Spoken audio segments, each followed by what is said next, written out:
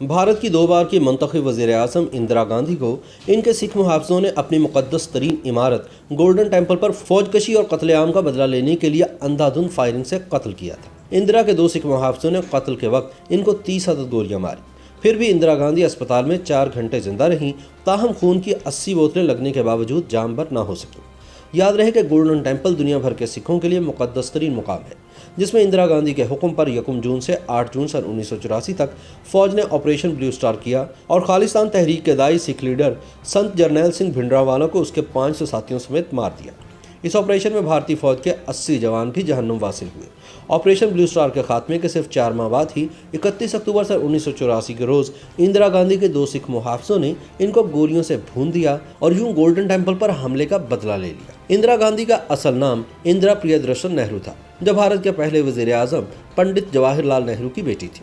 इंदिरा ने दौरान तालीम 11 बरस की उम्र में सियासत में हिस्सा लेना शुरू किया। इंग्लिस्तान में क़याम के दौरान और बादशाह हिंदुस्तान वापस आकर भी वो तुलबा की तहरीकों में सरगर्मी से हिस्सा लेती रही।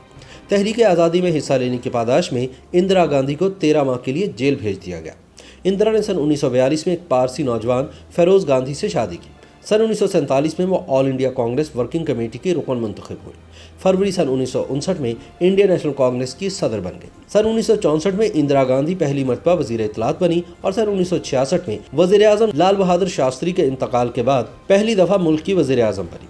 इंदिरा सन 1971 के इंतखाबात के बाद दोबारा से वज़ीर आज़म चुनी गई। जनवरी सन 1980 में लोकसभा के अबूरी इंतखाबात में कांग्रेस की दोबारा जीत हुई और इंदिरा गांधी ने दूसरी बार मरकज़ में हुकूमत बनाई और सिख अलहदगी पसंदों के खिलाफ फौजी ऑपरेशन का हुक्म दिया। लेकिन गोल्डन टेम्पल पर फौजी हमले के बाद सिख आवाम में इनकी साख को बहुत नुकसान पहुंचा। सन 1984 में 2 सिख मुहाफ़िज़ों ने गोली मारकर इनको कत्ल कर दिया। उनके बेटे राजीव गांधी बाद में हिंदुस्तान के वज़ीर आज़म बने। 31 अक्टूबर सन 1984 की सुबह दारुल हुकूमत दिल्ली में जब इंदिरा गांधी वज़ीर आज़म हाउस के अहाते में बरतानवी शहजादी एन के इस्तकबाल से मुतालिक उमूर के हवाले से अपने अमले को हिदायत दे रही थीं, तो अचानक वहां तैनात सिख सिक्योरिटी गार्ड बेअंत सिंह ने अपनी रिवॉल्वर निकाली और इन पर फायरिंग शुरू कर दी। एक गोली इंदिरा गांधी के पेट में लगी। इंदिरा ने बचने की कोशिश की। बेअंत ने बिल्कुल पॉइंट ब्लैंक रेंज से 3 और फायर किए। ये गोलियां इंदिरा की बगल, सीने और कमर में लगी। ये गोलियां लगने के बाद भी शायद इंदिरा गांधी बच जाती, लेकिन फिर बेअंत सिंह ने अपने दूसरे साथी से फायर खोलने को कहा, जो इससे 5 फीट की दूरी पर खड़ा था। सतवंत सिंह के पास टॉमसन ऑटोमेटिक कार्बाइन थी। इंदिरा गांधी को गिरते हुए देखकर वो दहशतज़दा हो गया और अपनी जगह से हिला भी नहीं। तभी बेअंत ने चिल्लाकर कहा, गोली चलाओ। तब सतवंत ने अपनी ऑटोमेटिक कार्बाइन की सभी 25 गोलियां इंदिरा गांधी के जिस्म पे उतार दी। बेअंत सिंह को फायरिंग किए 25 सेकंड गुजर चुके थे और वहां तैनात सिक्योरिटी दस्ते की जानिब से कोई रद्द अमल भी सामने नहीं आया।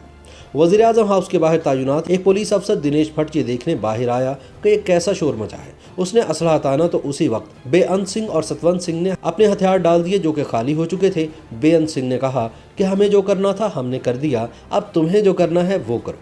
तभी नारायण सिंह ने आगे कूदकर बेअंत सिंह को जमीन पर पटक दिया। करीब के गार्ड रूम से ITBP के जवान दौड़ते हुए आए और इन्होंने सतवंत सिंह को भी अपने घेरे में ले लिया। हालांकि वहां हर वक्त एक एम्बुलेंस खड़ी रहती थी, लेकिन उस दिन उसका ड्राइवर वहां से गायब था।